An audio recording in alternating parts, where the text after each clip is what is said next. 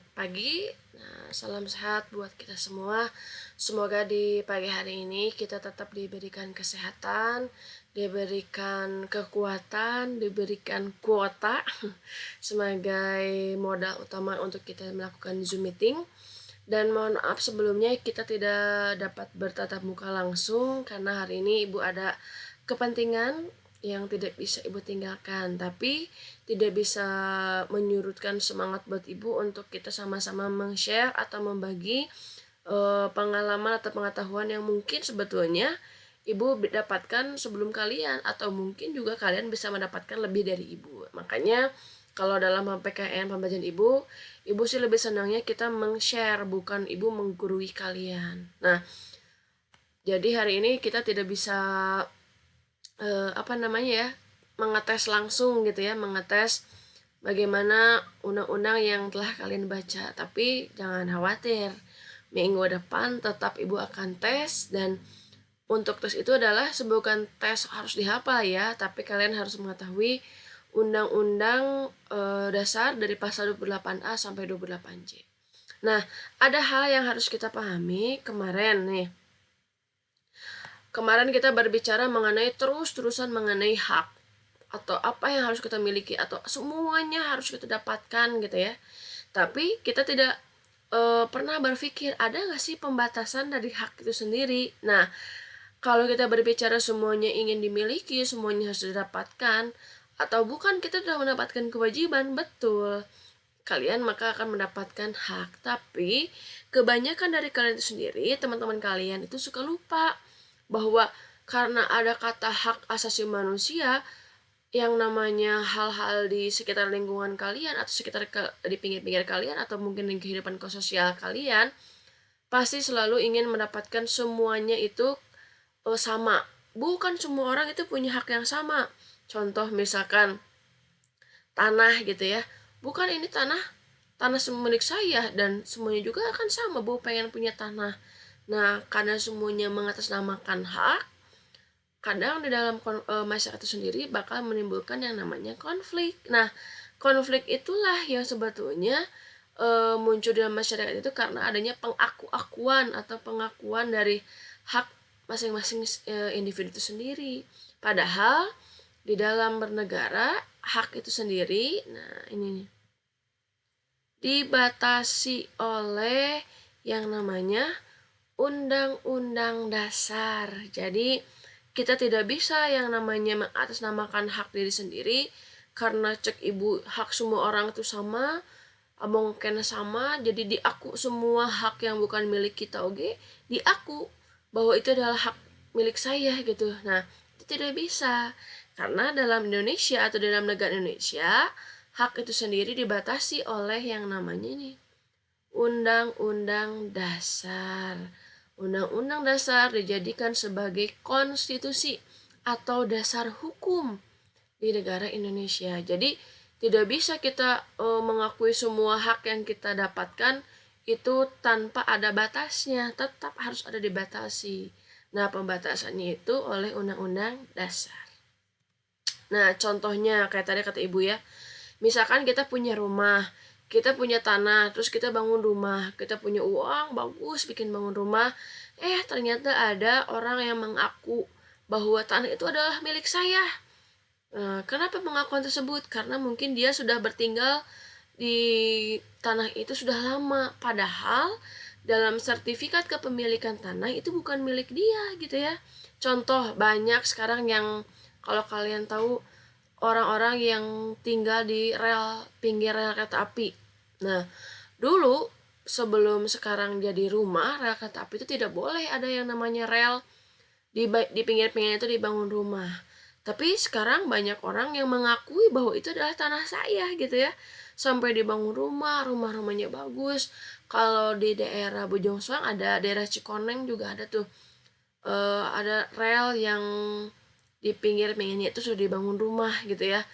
Nah, suatu saat mungkin pemerintah bisa menggugat karena itu bukan haknya gitu ya. Itu bisa. Dan kita pun yang sudah membangun rumah tidak bisa berbuat apa-apa gitu ya kalau rumah kita digusur oleh pemerintah. Tapi ini Ibu ada contoh gambar. Misalkan kalau kita bangun rumah, terus ternyata pemerintah sewenang-wenang menggusur tempat tinggal yang kita miliki, nah maka kita bisa melapor kepada siapa? Polisi dalam hal ini. Kenapa butuh polisi? Karena pengaduan pertama dalam perlindungan hak asasi manusia di Indonesia, pengaduan itu dilakukan di kepolisian. Nah, pemerintah tidak bisa nih mengakui bahwa tanah ini adalah milik pemerintah. Nah, nanti kita tinggal membuktikannya dengan sertifikat kepemilikan tanah. Dan pemerintah ini bisa digugat loh. Bu, emang pemerintah bisa dihukum? Bisa. Penggugatan ini, nah namanya nanti di bab 3 kalau nggak salah, kita akan belajar tentang hukum peradilan. Nah, kalau kita mau ngelapor pemerintah karena telah menggusur rumah dengan sewenang-wenang, ada yang namanya hukum tata negara. Nah, gitu ya. Jadi walaupun itu mau itu pemerintah, tetap pembatasannya itu dibatasi oleh undang-undang. Nah, wujud dari undang-undang kalau dalam tanah itu adalah dengan sertifikat kepemilikan tanah. Nah, dalam hal ini kalau tadi Bu kan kita tuh hak kita tuh dari mana, Bu? Kalau kita terus mengakui semuanya itu milik kita, tapi semua orang lain pun mengakui hak kita, bagaimana kita bisa melindungi hak kita sendiri? Maka dalam hal ini, pemerintah sebetulnya memiliki peranan untuk melindungi yang namanya hak asasi manusia, dan sifatnya ini wajib. Dalam hal ini pemerintah mewujudkannya dalam Undang-Undang Dasar, dan warga negara di sini wajib yang namanya menghormati hak asasi manusia milik orang lain.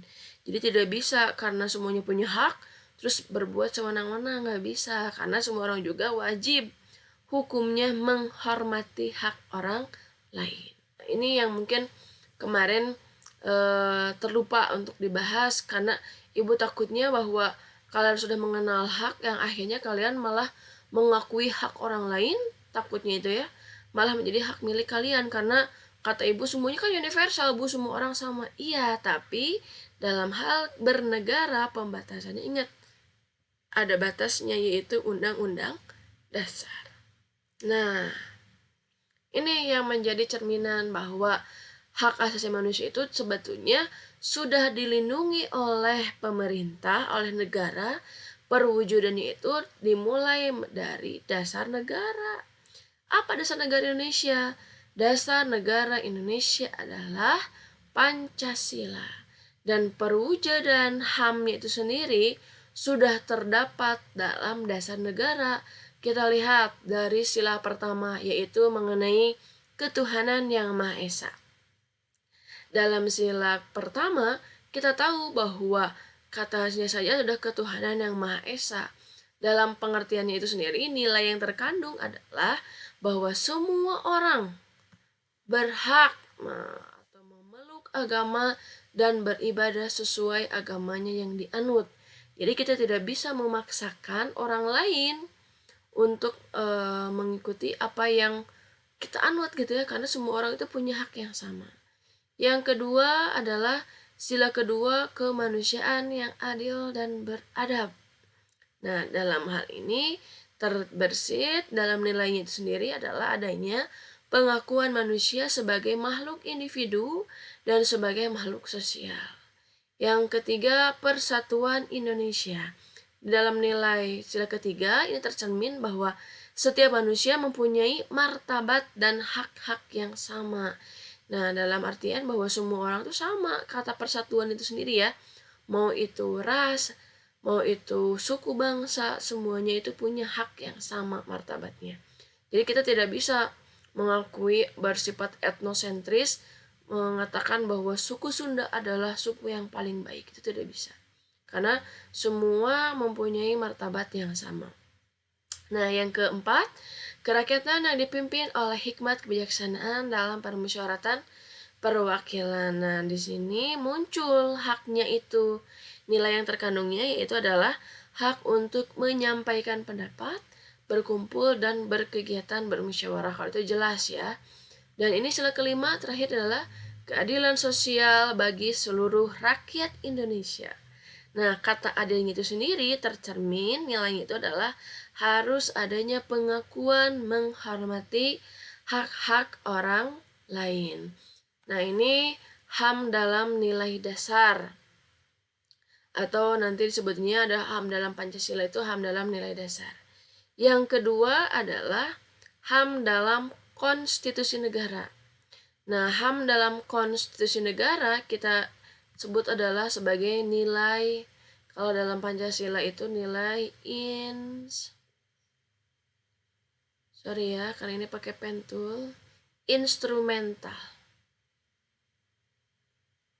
HAM dalam nilai instrumental itu dibagi beberapa. Jadi kalau kita lihat bahasanya instrumental, kalau kita lihatnya instrumental, mohon maaf ya, instrumental. Kalau HAM dalam nilai instrumental itu sendiri, kita ingat kalau HAM dalam nilai dasar itu Pancasila. Kalau HAM dalam nilai instrumental berarti bahasannya adalah mengenai konstitusi negara. Nah, dalam hal konstitusi negara itu, dalam hal nilai instrumental itu ada dua. Ada HAM dalam undang-undang dasar. Jadi kalau bahasa luar negeri itu konstitusi. Jadi kalau kalian apa konstitusi negara Indonesia, bingung apa ya konstitusi itu? Nah, konstitusi itu adalah undang-undang dasar. Kalau di negara lain ada konstitusi, ada, cuma namanya bukan undang-undang dasar, namanya ada White Book kalau di Inggris. Kalau di Amerika juga sama, jadi konstitusinya juga beda-beda ya namanya. Nah, ini dalam undang-undang dasar atau dalam nilai instrumental HAM itu sendiri terdiri dari pasal 28A sampai 28C. Di situ ada hak hidup, hak mendapatkan pengajaran, hak berkeluarga, hak memiliki anak, mendapatkan kehidupan yang layak, hak dalam berpolitik juga ada dalam undang-undang dasar. Jadi nanti coba kalian cek ya, tulis ya, ini tugasnya nih, tulis apa aja sih HAM yang terdapat dalam undang-undang dasar pasal 28A sampai 28C. Ini wajib tulis. Yang kedua, dalam nilai instrumental itu sendiri, HAM itu terdapat dalam perundang-undangan. Nah, perundang-undangan pertama atau hak asasi manusia itu dilindunginya itu pertama dalam undang-undang, selain tadi dalam Pancasila dan konstitusi, kita mengeluarkan yang namanya undang-undang turunan dari undang-undang dasar, yaitu Undang-Undang Nomor 39 tahun 99. Seperti yang telah Ibu jelaskan minggu kemarin, bahwa baru hari ini baru tahun 99 Indonesia memiliki undang-undang khusus mengenai perlindungan HAM. Nah di tahun 45, ya di tahun 45 kan Indonesia baru merdeka. Nah di tahun 50 sama, masih ada pergolakan antara Orde Lama dan Orde Baru, dan akhirnya setelah zaman reformasi itu ada, atau setelah lengsernya zaman Orde Baru, maka warga negara barulah merasakan yang namanya adanya perlindungan HAM. Nah, dalam undang-undang tersebut sama ya, ada hak untuk hidup, berkeluarga, mengembangkan diri, memperoleh keadilan, hak atas kebebasan pribadi, hak atas rasa aman, hak atas kesejahteraan, terus serta dalam pemerintahan ada hak wanita dan hak anak. Ini poin-poin yang terdapat. Bu, kalau bentuknya seperti apa? Sama kayak undang-undang, pasal per pasal, ada pengertian HAM juga, salah satunya dijelaskan dalam Undang-Undang nomor 39. Jadi ini ya, ini yang terdapat poin-poinnya saja, walaupun banyak nanti penjelasannya juga. Kalian kalau pengen lebih paham, bisa kok download di Google gitu ya. Kalaupun di download juga nggak terlalu tebal, Ibu pun punya bukunya cuma tipis segini. Kalau dulu sih Bu kuliah beli 12.000, nggak tahu ya kalau sekarang. Karena kalau dulu wajib mahasiswa PKN punya atau tahu yang namanya Undang-Undang Nomor 39 tahun 99. Nah,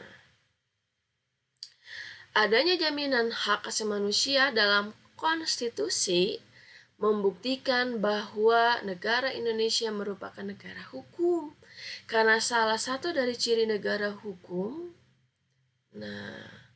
atau supremasi hukum, adalah dengan adanya jaminan hak asasi manusia. Bahkan bahwa negara yang memiliki atau menganut asas demokrasi pun cirinya adalah memiliki yang namanya jaminan hak asasi manusia.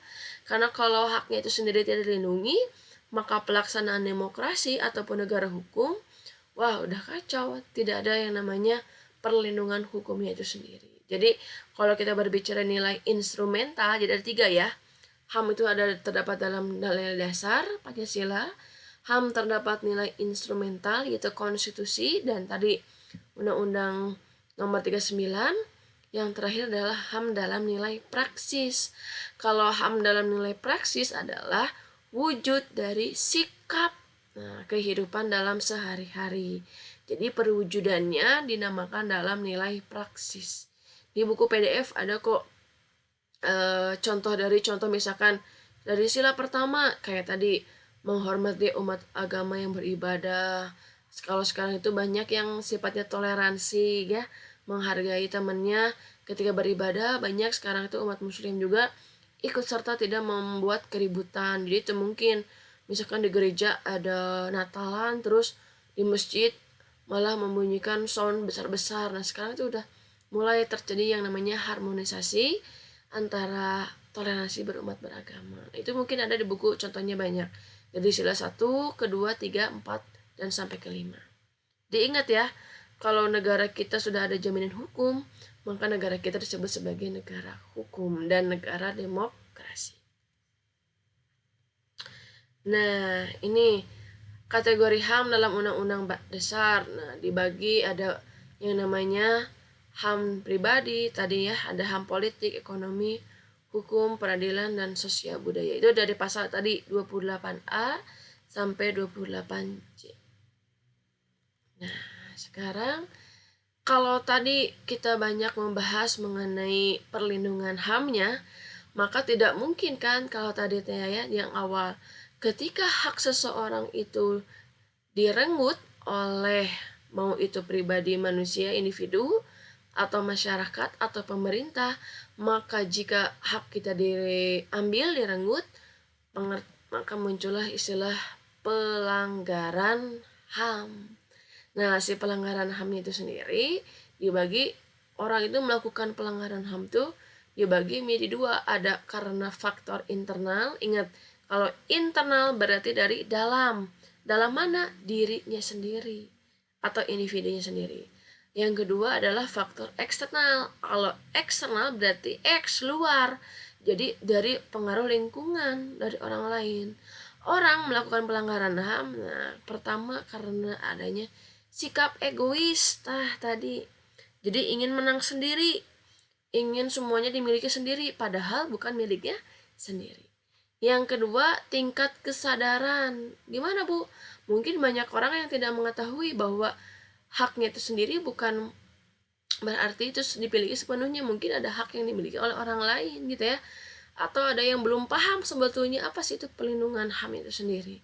Yang ketiga adalah sikap tidak toleran. Nah ini yang mungkin dulu masih banyak di daerah-daerah yang masih banyak berseteru atau adanya konflik antar umat beragama, antar umat suku gitu ya. Kalau sekarang itu alhamdulillah mungkin semua orang sudah sadar akan adanya atau perlindungan kewajiban menghormati hak orang lain.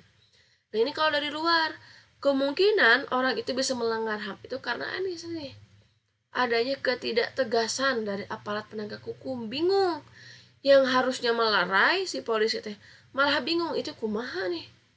Jadi bingung, makan mungkin bakal terjadi yang namanya konflik berterus-terusan. Yang ini penyalahgunaan kekuasaan, misalkan karena dia seorang lurah gitu ya, maka dia bisa merenggut yang namanya tanah dari warganya sendiri karena dia lurah dan ditakuti oleh orang lain. Itu juga nggak boleh ya. Yang ketiga adanya kesenjangan sosial dan ekonomi. Nah ini wajar karena ketika kita berbicara yang namanya kesenjangan pasti muncullah yang namanya konflik dalam masyarakat. Ini ya penyebab orang atau melakukan pelanggaran HAM itu, ingat ada in dalam, X itu luar. Nah apa sih sebetulnya Seseorang dengan kesadaran HAM yang tinggi dan akan mampu menghormati, menghargai, dan tidak semena-mena terhadap hak asasi orang lain, sehingga pelanggaran HAM itu tidak akan terjadi gitu ya. Jadi kalau misalkan orangnya itu tidak paham, ya pasti bakal terjadi yang namanya pelanggaran HAM. Nah, di Indonesia pernah terjadi yang namanya kasus pelanggaran HAM. Kalau pelanggaran HAM nanti kita bahas di Undang-Undang Nomor 26 tahun 2000, jadi kelanjutan dari Undang-Undang Nomor 39. Pelanggaran HAM itu dibagi dua, ada pelanggaran HAM ringan, ada pelanggaran HAM berat. Kalau HAM ringan biasanya tidak menimbulkan yang namanya luka fisik biasanya ya, walaupun ujung-ujungnya nanti ke HAM berat. Jadi contohnya adalah memaksakan kehendak, meminta orang lain sependapat, melarang orang lain beribadah. Itu kan tidak ada kontak fisik ya. Melarang seorang mendapatkan informasi dan pengajaran, melarang orang lain berpendapat. Jadi maksudnya tidak kontak fisik itu tidak ada sentuhan fisik. Tapi kalau HAM berat, nah dibagi menjadi dua, ada genosida, ada kejahatan kemanusiaan. Apa sih genosida? Genosida itu adalah pembunuhan, pemusnahan, penghilangan sebagian atau seluruh anggota, baik itu negara ataupun ras, agama, kelompok, yang ingin bertujuannya adalah ingin menghilangkan, yaitu contohnya ini membunuh anggota kelompok. Nah, genosida ini termasuk kejahatan berat. Kalau kita kenal, salah satunya adalah yang dilakukan oleh siapa? Israel, gitu ya. Israel terhadap siapa? Palestina, karena dia memiliki tujuan ingin merebut wilayah di daerah Palestina. Atau yang sering kita kenal sekarang adalah ISIS, pemberontakan teroris yang ingin membuat negara Islam, walaupun sampai sekarang kita tidak tahu ya Islam seperti apa yang dibuat oleh negara ISIS, karena kalau Islam itu tidak mengajarkan yang namanya ketika adanya konflik itu dengan pembunuhan atau dengan kekerasan. Ketika Rasulullah pun menginginkan sebuah wilayah, itu tidak ada yang namanya perebutan dengan cara kekerasan atau adanya pembunuhan massal menghabiskan seluruh umat, itu nggak ada gitu ya. Kalau dulu mungkin banyak sih di negara-negara luar gitu ya, tapi kalau di Indonesia kejahatan genosida itu pernah terjadi mungkin dulu ketika zamannya Orde Baru gitu ya, walaupun sampai sekarang belum terbukti apa benar itu genosida atau tidak. Contoh kasusnya itu adalah di Lampung, Talang Sari, di mana itu pembunuhan satu desa yang sampai sekarang itu menjadi pertanyaan siapa dalangnya, sampai sekarang tidak ada yang mengetahui. Nah, yang kedua adalah kejahatan terhadap kemanusiaan. Kalau terhadap kemanusiaan, nah, contohnya pembunuhan, pemusnahan, perbudakan. Kalau ibu tuh sering sih kalau membedakan itu kejahatan yang berhuruf P, pembulian, pemerkosaan, pencabulan, itu pun sama termasuk ke dalam kejahatan kemanusiaan. Jadi ingat ya, kalau HAM ringan itu sifatnya tidak berkontak fisik. Contohnya hanya memaksa gitu ya, itu termasuk dalam HAM ringan. Terus kalau HAM berat itu ada kontak fisik. Fisik itu ya kena gitu ya, bersentuhan gitu ya. Ada HAM berat, genosida, ada HAM ringan adalah kejahatan kemanusiaan. Nah, apa sih yang dimaksud dengan pelanggaran HAM masa lalu? Nah, ini adalah HAM yang pernah terjadi di masa lampau gitu ya. Nah, contohnya di Indonesia itu pernah terjadi peristiwa Tanjung Priuk. Yang kedua Trisakti, yang ketiga Timur Timur pasca jejak pendapat, yang keempat peristiwa di Abepura, Papua. Jadi ini pelanggaran HAM yang pernah terjadi di Indonesia. Kalau Tanjung Priuk sama konflik antar bentrok antar wilayah gitu ya, kayak tawuran kayak Tanjung Priuk. Trisakti ini terjadi ketika tahun 98 di Timur Timur, sama itu sebelum ini semuanya itu terjadi sebelum tahun 99. Jadi banyak HAM-HAM sebetulnya yang sekarang terjadi itu atau peristiwa tahun lalu yang sampai sekarang belum terungkap siapa dalangnya dan kenapa penyebabnya dan bagaimana penyelesaiannya. Contohnya Trisakti. Kalau kalian sering nonton film nanti di bulan Mei gitu ya, suka ada tragedi Trisakti. Nah, sampai sekarang itu belum ketahuan siapa dalangnya gitu ya. Siapa yang menyebabkan adanya konflik Trisakti tersebut yang mengakibatkan akhirnya Presiden Soeharto itu lengser dalam pemerintahannya. Mungkin banyak kata ibu tadi kayak Talang Sari, Petrus, penembakan misterius juga sama. Itu contoh kasus-kasus pelanggaran HAM masa lalu. Nah, selesai materi hari ini. Jadi materi ini adalah mengenai penjelasan bagaimana perlindungan HAM di Indonesia itu terdiri dari tadi 3 ya. Ada dalam nilai dasar, nilai instrumental, dan nilai praksis. Jika seseorang merenggut hak milik orang lain, maka seseorang tersebut dikatakan telah melakukan yang namanya pelanggaran HAM. Di Indonesia, pelanggaran HAM itu dibagi 2, ada pelanggaran HAM ringan dan ada pelanggaran HAM berat. Kalau pelanggaran HAM ringan itu kalau ibu sih lebih sukanya psikis, jadi memaksa kehendak itu dengan perasaan gitu ya. Tapi kalau dengan kejahatan HAM berat itu udah fisik. Kalau fisik itu berarti ada kontak fisik. Itu tadi genosida, dan yang terakhir adalah kejahatan kemanusiaan. Nah, itu contoh-contoh tadi hak yang terjadi di di Indonesia di masa lampau. Nah, ibu akan memberikan tugas. Ini mungkin tugasnya lebih ke sifatnya itu presentasi. Jadi minggu depan kalian akan ibu pilih. Setelah kalian mengumpulkan presentasinya, bentuk presentasinya itu berbentuk video ya. Jadi kalian bisa membuat, kalau ibu kan ini PowerPoint, tapi kalian bisa membuat kalau dengan ibu ini boleh menerangkan PowerPoint dengan menggunakan aplikasi namanya OBS. Tapi kalau kalian ribet mau bikin di Pipa Video boleh, mau di KineMaster boleh. Nanti ibu akan share di Google Classroom contoh dari videonya seperti apa. Jadi nanti kalian cari satu kasus pelanggaran HAM yang pernah terjadi di Indonesia. Mau itu dari berita atau cuplikan video. Setelah itu kalian analisis.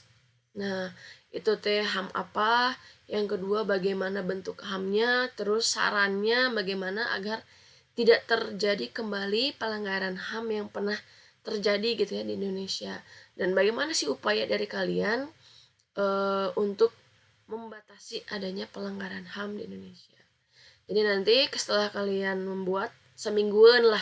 Jadi paling kalau kita hari Senin, batas akhirnya itu adalah hari Minggu. Nanti ibu akan langsung memplaykan video salah satu dari pelanggaran HAM. Jadi nanti kalian yang akan menerangkan sambil memutar videonya sama ibu.